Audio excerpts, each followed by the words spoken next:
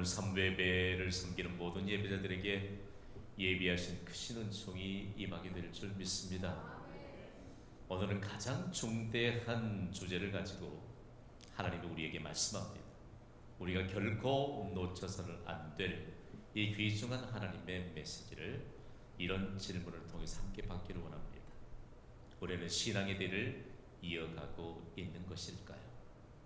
어쩌면 우리에게 부담이 되는 도전적인 질문일지도 모르겠습니다. 그러나 가장 중요한 복이 바로 신앙의 길을 이어가는 것입니다. 저는 전 세계 모든 나라 그리고 전 대륙에 있는 교회의 역사를 연구했던 목사입니다. 그 가운데 미국의 교회 역사를 연구하다 보면 참 감동적인 일들이 많은데, 한 사람, 신앙의 대를 이어가는 한 사람들로 인해서 얼마나 큰 하나님의 복이 임하는가를 뚜렷하게 증거할 수 있는 역사를 가지고 있습니다. 여러분이 생각하기에 세계의 대통령이라 불림을 받는 자들이 미국의 대통령이잖아요. 한 사람이 한 가문의 대통령 하는 것도 영광스러운 일인데, 아버지도 미국의 대통령을 역임했고, 그리고 아들도 미국의 대통령을 역임했다. 보통 큰 영광이 아니겠지요. 그런데 사람들이 어떻게 이런 가문이 됐을까를 연구하다가 충격적인 사실 하나를 찾게 된 것입니다.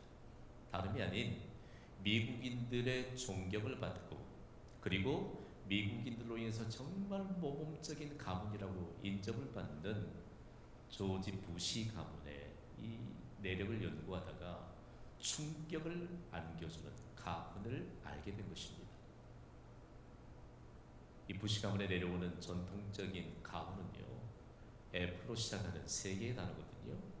Faith, Family, Friend. 믿음, 가족, 그리고 친구가 바로 전통으로 내려오는 이 가문의 가훈인 것이죠. 조금 더 연구해 보았더니 부시 가문은 철저하게 이 가훈을 따라서 더 좋은 믿음 갖기를 소원하고, 그리고 더 좋은 가족이 되기를 소원하고, 더 좋은 친구가 되기를 소원했는데, 이 가훈이 미국을 완전히 발칵 뒤집어 놓았습니다. 자, 그렇다면 더 좋은 믿음을 갖는 것, 더 좋은 가족이 되는 것, 더 좋은 친구가 되는 것, 어쩌면 우리 그리스도인들에게 당연한 거 아니겠어요? 그런데 더 좋은 믿음과 더 좋은 가족과 더 좋은 친구가 되기 위해 그들은 하나님이 찾으시는 예배자로서의 모범을 가졌다는 것입니다. 그리고 예배자의 그 모범이 무엇 때문인가를 세상에 드러내놓고, 그리고 하나님이 찾는 예배자가 되어 신앙의 뒤를 잇는 가족이 되었을 때, 이 가문이 되었을 때 가장 영광스럽게 그리고 존경을 받는 인물들이 되었다는 것입니다. 참 저도 국민의 한 사람으로 안타까움이 참 많습니다. 사실 종교와 정치는 명확하게 선을 그어야 되기 때문에 제가 다른 얘기를 언급하지 않겠지만, 대통령의 가문을 입은 가족들이 그 나라 국민들로부터 자손 대대로 존경을 받고 인정을 받는다, 대단히 중요한 내용이지요. 그러면서 이 가문에 대해서 조금 더 집중해서 연구하는 가운데, 아들에 이어서 아들이 대통령이 되었을 당시에 그 아들을 통해서 드러나게 됐거든요. 그 아버지 조지 부시 대통령도 참 정말 존경받는 인물이었는데, 아들은요, 대통령 재임 시에 저희 가족 미국에 있었거든요. 공적으로 대통령이 공적인 자리에 서서 메시지를 전해야 되잖아요. 그때마다 메시지를 전하기 전 그는 이렇게 선포합니다. God bless America. 어느 장소든지 간에 대통령이 메시지를 전하기 전에 반드시 선포합니다. God bless America. 미국에 하나님의 축복이 있기를. 그러면요, 공적인 상황에서 함께 대통령이 선언하는 이 축복의 메시지를 함께 따라 선포하거든요. God bless America. 미국에 하나님의 축복이 있기를. 그런 대통령 재임 기간 동안에 한 번도 기회를 놓치지 않고 그렇게 선포한 이후에 대통령으로서의 메시지를 증거했습니다. 참 그때의 국민들은요, 얼마나 큰 평안을 느꼈는지 모릅니다. 그러면서 대통령이었던 그 사람만을 기억하는 게 아니고 그의 가족들 그리고 그의 후손들을 면밀하게 조명해 본 결과 여전히 하나님 앞에 신앙의 대를 이어가면서 존경받는 인물들로 그들이 자리매김을 하면서 미국인들의 마음을 좀 뒤집어 놓은 것이거든요. 우리가 이 땅에 살면서 가장 큰 복을 누리는 것이 무엇인가? 우리의 가정에서 신앙의 대를 이어 하나님이 찾으시는 모범적인 예배자로 사는 것이 가장 큰 복이다. 지금 미국에 대형 교회들이 생겨나는 이유가 바로 그 가문 때문입니다. 놀라운 일이지요. 한 사람이 천국을 소유하면 세상보다 큰 사람이 될 줄 여러분 믿습니까? 오늘 예배에 우리에게 하나님이 도전하십니다. 그렇다면 이 조지 부시 가문에 내려오고 있는 이 귀중한 신앙의 대를 잇는 모범에 대한 믿음은 어디로부터 온 것일까라고 하는 것입니다. 성경은요, 인류의 첫 출발부터 사실 이 내용들을 가르쳐 주고 있습니다. 맨 처음 사람 아담의 후손들은 서로 다른 가문으로 후손의 대를 이어가고 있거든요.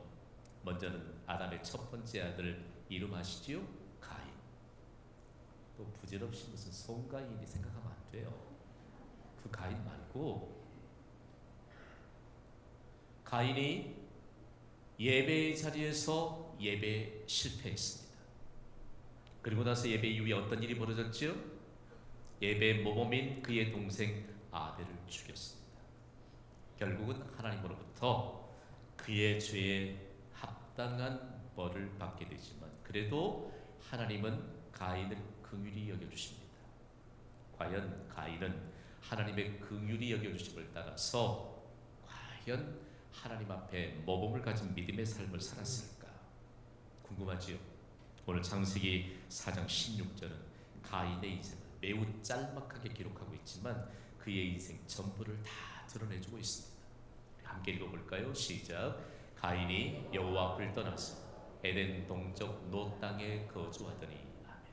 가인이 여호와 앞을 떠났습니다. 생각해 보십시오. 가인이 그렇게 하나님이 긍휼을 베푸셨음에도 불구하고 여호와 앞에서 떠났다라고 말합니다. 그런데 우리가 만약에 히브리어를 사용하고 그리고 유대인들이라면 그가 어느 땅에 살았는가만 말하면 금방 이해할 수 있을 것입니다. 가인이 여호와를 떠나 살았던 땅이 어느 땅이지요? 놋이라는 지명에 살았습니다.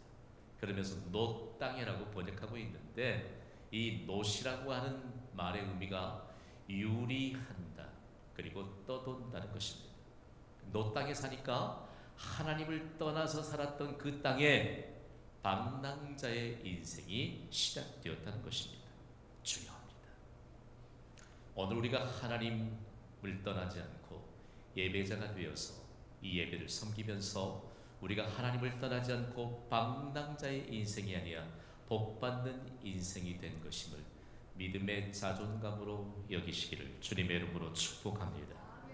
그런데 가인이 여호와를 떠나서 어떤 일을 했을까? 오늘 본문은요 이렇게 전개해 나가면 매우 흥미롭습니다. 오늘 본 창세기 4장 17절을 우리 함께 읽겠습니다. 시작. 아내와 동침하며 그가 임신하여 에녹을 낳은지라. 가인이 성을 쌓고 그의 아들의 이름으로 성을 이름하여 에녹이라 하니라. 자 보십시오. 그가 아들을 낳았습니다. 이름을 에녹이라고 했습니다. 그런데 그 아들을 낳고 성을 쌓았습니다. 하나님을 떠나서도 자신이 자신을 보호하기 위해서 사람들이 쌓았던 것이 성입니다. 그 성의 발전이 바로 도시인 것이죠. 그래서 오늘 본문에 보면 가인이 6대의 계보를 거쳐서 성을 쌓고 아주 야심차게 문명과 문화를 발달시키는 모습을 보게 됩니다. 거기는 하나님과 상관없는 성이죠. 하나님과 상관없는 도시였다는 것입니다. 그런데 6대까지 걸쳐서 가인의 후손들이 쌓았던 그 역사를 보면요 하나님 보시기에 선한 역사가 하나도 없습니다. 인간적인 면에서 볼 때 본받고 흠모해야 될 역사가 하나도 없습니다. 가인의 6대 손인 라멕을 통해서 하나님이 이 어두움의 역사를 그대로 드러내 주십니다. 가인의 후손에 관한 내용들을 라멕을 통해서 어떻게 드러냈지요? 하나님의 질서를 파괴하고 일부 다처제가 시작이 됐어요. 그리고 가인이 살인자였잖아요. 그런데 6대 손인 라멕은 훨씬 더 많은 사람을 죽이는 살인자의 계보를 이어가고 있습니다. 다음으로는 하나님이 그의 동생 아벨을 죽였을 때 그가 두려워하잖아요. 사람들이 자신을 살인자로 알게 되어서 자기를 죽이려 할 것인데 하나님 두렵습니다 라고 말할 때 그에게 표를 주셔서 만약에 가인의 생명을 해치는 자는 7배의 벌을 더하리라고 하나님이 긍휼을 입혀주셨거든요. 그런데 그 하나님의 긍휼을 자신을 방어하기 위해서 악법으로 바꾸어서 제정했던 사람이 바로 가인의 후손입니다. 기가 막히지요. 그러면서 아주 가인이 쌓았던 그 에녹성 안에서 어처구니 없는 노래가 울려 퍼집니다. 한번 볼까요? 오늘 본문 창세기 4장 24절입니다. 읽습니다. 시작. 가인을 위하여는 벌이 7배일진데 라멕을 위하여는 벌이 70배에 이르도다 하였더라. 중요해요. 이제 말씀이 좀 해석이 분명해지지요. 자, 가인의 후손들이 살았던 그 성에 아주 엉뚱한 일들만 벌어집니다. 보통 이웃 잘 만나는 것도 큰 복인 것 같아요. 아니 위층에 이웃만 잘못 들어봐도 얼마나 힘든지 몰라요. 힘들잖아요. 그리고 시도 때도 없이 그냥 소리를 고래고래 지르면서 노래한답시고 엉뚱한 노래를 부르고 있는 것입니다. 이 라멕이라고 하는 사람은 너무너무 폭력성이 잔인했던 사람이고, 그리고 온 도시 성 안을 불안에 휩싸이게 했던 장본인입니다. 우리 조금 어렸을 때 생각해 보면 유난히 술 먹고 소리치는 사람이 있었잖아요. 맨날 싸우고 말이에요. 안 보고 싶고. 그런데 그가 이런 노래를 지어서 부른다니까요. 생각해봐요. 하나님의 질서 다 파괴하고 아내를 둘씩이나 일부 다처제를 시작하고 그 다음에 그 안에 있었던 그런 어둠의 역사를 계속 지났는데 아마 그걸 사는 사람들의 대부분이 그 노래 듣기 싫다. 그런데 자신이 사람을 죽여놓고도 자신의 정당성을 주장하면서 이런 노래를 부르고 있는 것입니다. 하나님의 은혜와 긍휼을 악으로 바꾸어버린 대표적인 사람의 놀이가 오늘 본문에 기록되고 있습니다. 역사가들이 이 가인의 후손들이 쌓았던 성 안에서 과연 무엇이 있었을까라고 하는 것인데요. 시기와 미움입니다. 그리고 불만과 분노입니다. 그리고 불안과 근심뿐이었습니다. 여러분, 오늘 예배하고 있는 이 예배센터는 가인이 쌓은 성이 아니요 우리에게 평안과 소망을 주는 하나님의 도성인 줄 믿으시기 바랍니다. 여러분, 우리를 구원하신 하나님의 은혜가 우리 이미 임했거든요. 그런데 우리 속에 왜 불만이 가득 차야 합니까, 여러분? 왜 오늘 예배를 통해서 하나님이 우리에게 복을 주심에도 불구하고 그렇게 불안함으로 가득 차야 합니까? 왜 우리에게 어두움의 인생의 역사를 써가면서 존경을 받아야 할 그리스도인의 인생을 정말 가십거리로 만들어가고 있는 이 시대에 하나님의 은혜를 악으로 바꾸어 살아가고 있는 자들을 향해 하나님이 오늘 말씀하세요. 저에게 소망이 있습니다. 경신교회가 광주 땅에 세워지면서 광주광역시를 하나님의 도시가 되게 하시는 하나님의 강력한 부르심이 경신교회에 있음을 믿습니다. 광주 시민을 하나님의 백성이 되게 하시는 하나님의 강력한 부르심이 경신교회에 있음을 믿습니다. 오늘 이 예배를 통해서 우리가 말씀 받고 실제적으로 하나님이 우리를 도전하시는 하나님의 음성을 들어야 합니다. 그러면 불만은 떠나가게 되고 만족해 하시는 주의 은혜가 임하게 될 줄 믿습니다. 이 가인의 후손에 대해서 6대까지 계보를 나열해놨지만 더 이상 들춰볼 것이 하나도 없어요. 그러나 가인의 후손과는 전혀 다른 한 후손이 등장합니다. 바로 셋의 후손이죠. 오늘 보면 25절입니다. 25절을 함께 읽습니다. 시작. 아담이 다시 자기 아내와 동침하니 그가 아들을 낳아 그의 이름을 셋이라 하였으니 이는 하나님이 내게 가인이 죽인 아벨 대신에 다른 씨를 주셨다 함이며. 아멘.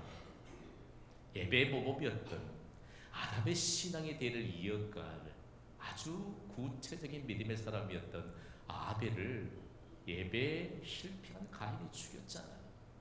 그랬더니 하나님이 아담에게 신앙의 대를 이어가게 될 셋이라고 이름하는 이 아들을 주셨습니다. 그런데 이 아들을 향해 다른 씨라고 말합니다. 자, 가인의 후손을 보세요. 하나님을 떠났더니 자기들이 스스로 보호하려고 성을 쌓는데 그 안에 어두운 역사를 썼는데 셋은 다른 씨로 주셨습니다. 이 다른 씨란 말의 의미가 인류의 새로운 역사의 바탕이 된다는 뜻입니다.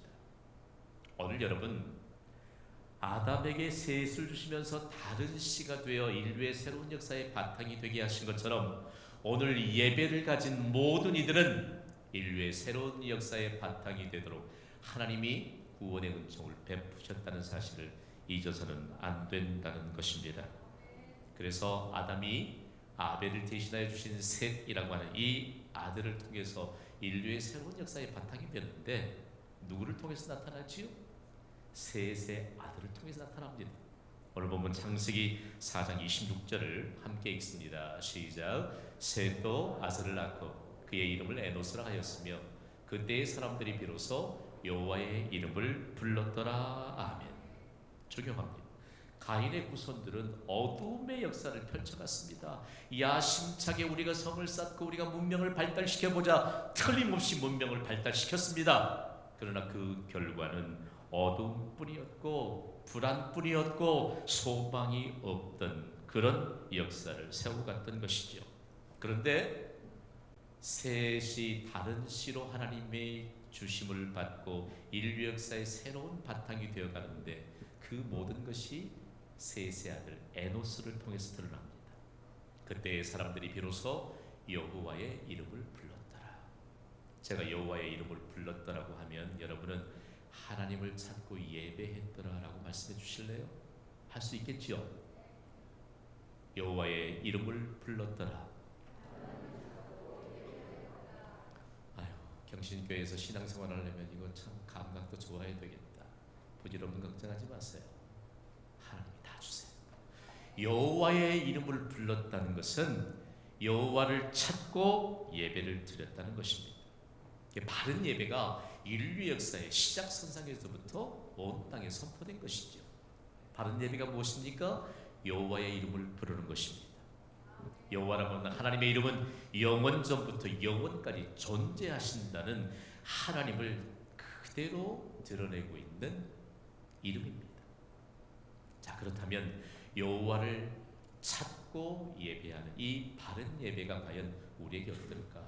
오늘 내가 여호와를 찾고 지금 예배하는 것이지요. 하나님을 찾고 예배하는 이 모습 하나님이 받아주실 줄 믿습니다. 받는 하나님이 기쁘게 받으시는 예배가 될 줄 믿습니다. 중심 하나를 세워야 돼요. 다윗의 신앙의 대를 이어서 이스라엘 왕이 된 솔로몬이 민족적으로 하나님을 찾고 예배하는 바른 예배가 무엇인가를 비로소 민족적으로 경험하게 됩니다. 그러면서 잠언 2장 4절과 5절에 인류 역사상 전무후무한 이런 중심 하나를 남겼습니다. 우리 함께 읽어보겠습니다. 시작. 은을 구하는 것 같이 그것을 구하며 감추어진 보배를 찾는 것 같이 그것을 찾으면 여호와 경외하기를 깨달으며 하나님을 알게 되리니. 아멘. 자, 왜 다이아몬드도 아니고 금도 아니고 무슨 은을 구하는 것이 그것을 구하며? 아니요.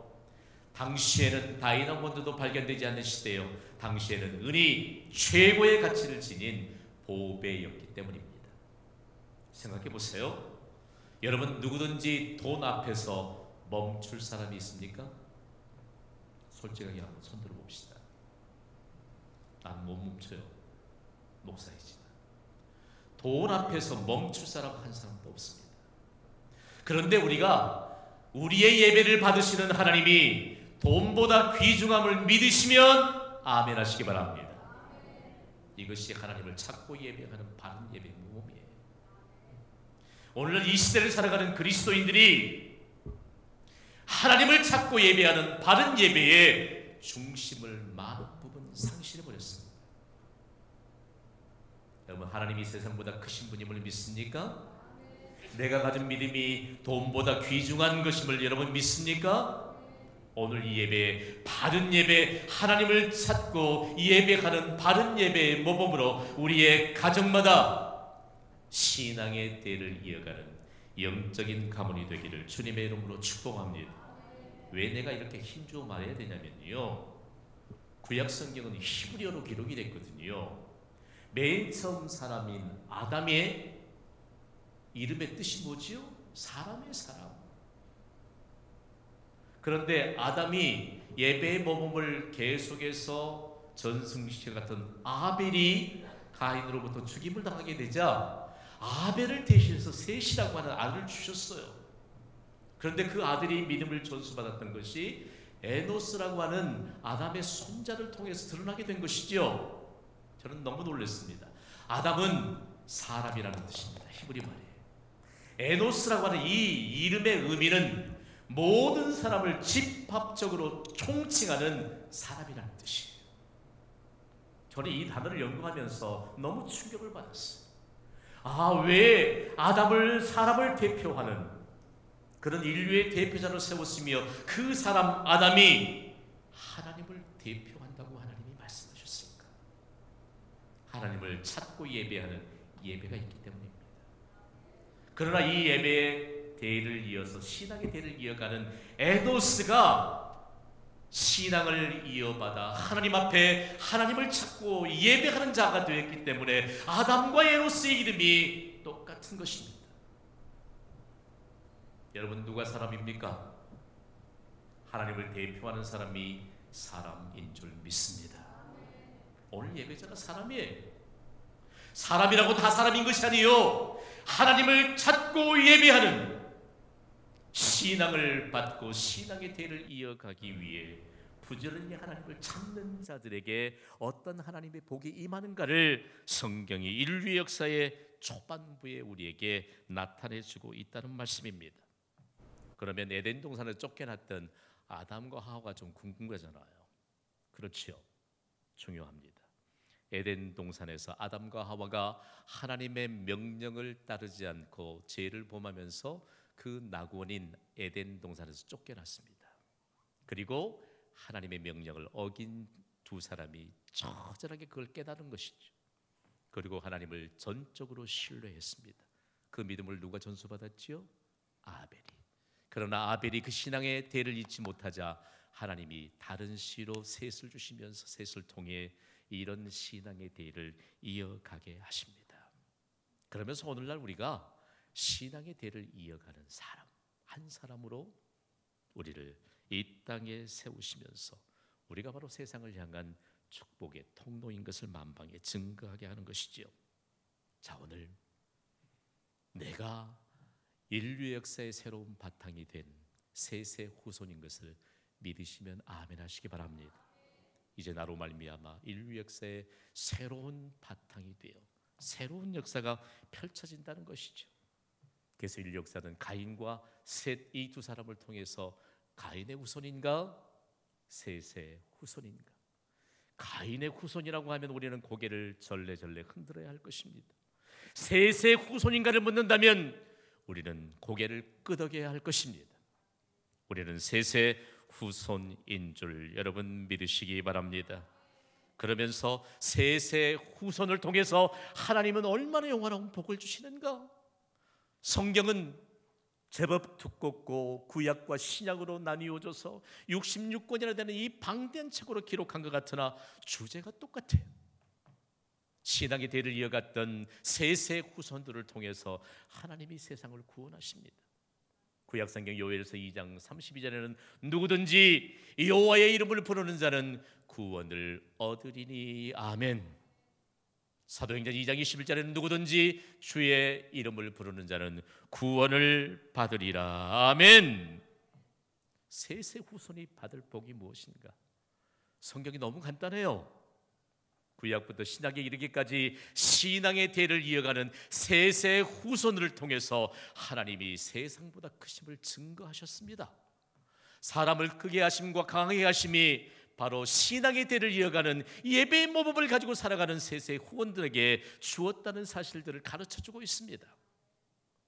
여러분, 우리가 셋의 후손이므로 하나님이 약속하신 복을 받게 될 줄 믿습니다. 저에게 또 다른 이름이 하나 있거든요. 다윗입니다. 우리나라에서 다윗이라고 하면 별로 감동이 없는데 영어를 사용하는 영어권에서는 다윗의 음력이 데이빗입니다. 저는 영어권에 사는 동안 영어 이름을 가졌는데 그 이름이 바로 데이빗입니다. 다윗이죠. 어디를 가도요 얼마나 내 이름을 존중해 주는지 몰라요. 데이빗 부르면서 이야 좋은 이름이다. 다윗 왕은 신앙의 대를 이어가는 이 운동을 그 누구보다도 활발하게 전개했고 그거 확대시켜서 이스라엘 모든 백성들을 복음화시켰던 증거자입니다. 다윗이 통치할 때요 이스라엘의 역사를 읽어보면 가슴이 뛰어요. 다윗 한 사람이 자신의 자손들에게 신앙의 대를 이어가게 하는 것은 물론이거니와 모든 백성들이 여호와의 이름을 부르며 하나님께 나와 예배하는 자들이 되게 했습니다.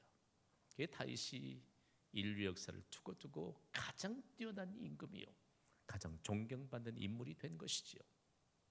중요합니다. 다윗은 아무것도 없었습니다. 이새라고 하는 사람이 8번째 아들이었어요. 다윗이 양을 치는 목동이었지만 그게 자기 양인가요? 아버지의 양이지. 8번째 아들에게 돌아가야 될 몫이 뭐가 있겠어요? 그러나 하나님은 그를 높여주시고 그가 뛰어난 장수가 되게 하시고 이스라엘의 왕이 되게 하시는 말도 안 되는 셋의 후손에게 주시는 하나님의 복이 무엇인가를 증거하게 했습니다. 인류 역사상 가장 많은 황금을 가졌던 사람이 혹시 누구인지 여러분 아십니까? 다윗입니다. 다윗이요 3,400톤이나 되는 금을 하나님의 성전을 건축하는 일에 들였습니다. 인류 역사상 어떤 제국도 이마만큼만 황금을 보유한 나라가 없습니다. 그래서 기네스북에 당당하게 인류 역사상 가장 많은 황금을 보유했던 사람 다윗으로 기억하고 있는 것이죠.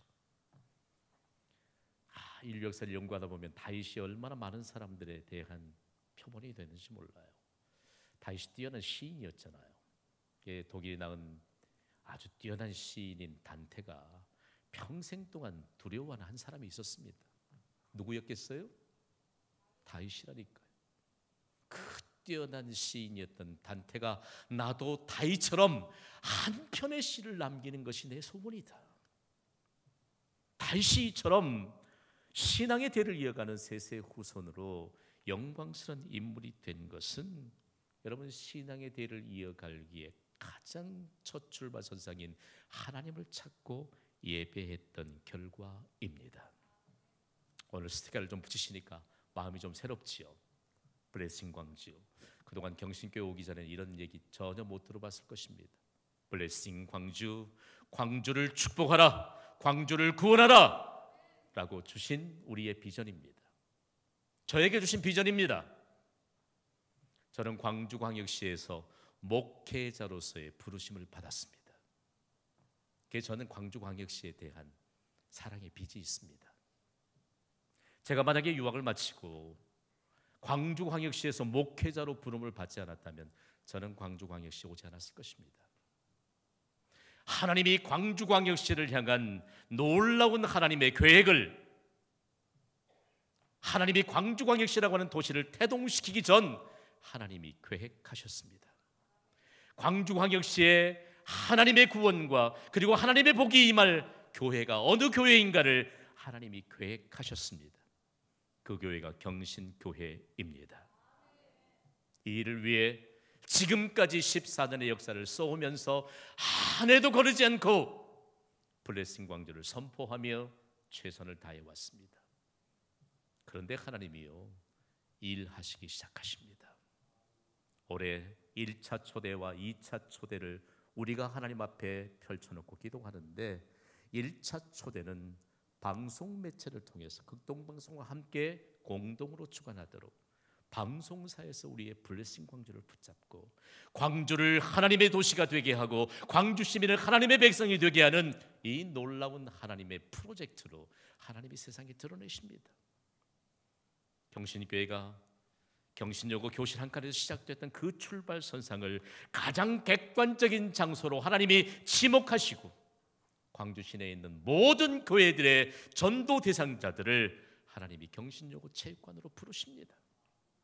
우리에게 주신 블레싱 광주가 하나님의 규모로 펼쳐지게 되는 놀라운 역사의 전환점입니다. 이들을 누구에게 맡기시느냐? 이 일들을 누가 맡아 행하느냐? 여러분, 이 일에 대해서 여러분의 생각으로 잘못 해석하는 일이 없기를 주님의 이름으로 부탁을 드립니다. 하나님의 놀라운 역사하심. 오늘 우리가 세세 후손이라면 세상이 흘려주는 불신앙적인 소리를 걸러내는 영적인 필터가 필요합니다. 그게 무엇인가? 예배입니다. 다 함께 선포해 봅시다. 시작. 예배는 불신앙의 소리를 걸러주는 영적 필터입니다. 만약에 예배 시간에 설교하는 목사가 비전을 향해 그리고 하나님의 말씀을 선포하는데 불신앙적인 소리를 걸러내지 못한 채 예배를 여러분이 드리고 예배 장소를 떠나면 여러분 안에 무엇이 생길까요? 불만족이 생길 것입니다. 그러나 하나님은 우리에게 만족해 하시는 전능자이심을 믿습니다. 세세 후손으로 뚜렷한 복을 받았던 다윗은 여호와는 나의 목자시니 내게 부족함이 없으리로다. 아멘. 우리는 하나님이 약속하신 복을 받는 세세 후손입니다. 오늘부터 새로운 가정의 역사를 씁시다. 신앙의 대를 이어가는 가정이 되게 하여 주시옵소서. 신앙의 대를 이어 자손 대대로 하나님이 약속하신 그 복을 누리는 믿음의 계보를 이어가게 하여 주시옵소서. 오늘 예배를 섬기는 모든 이들에게 이와 같은 간절한 소망이 이루어지기를 주님의 이름으로 축원합니다.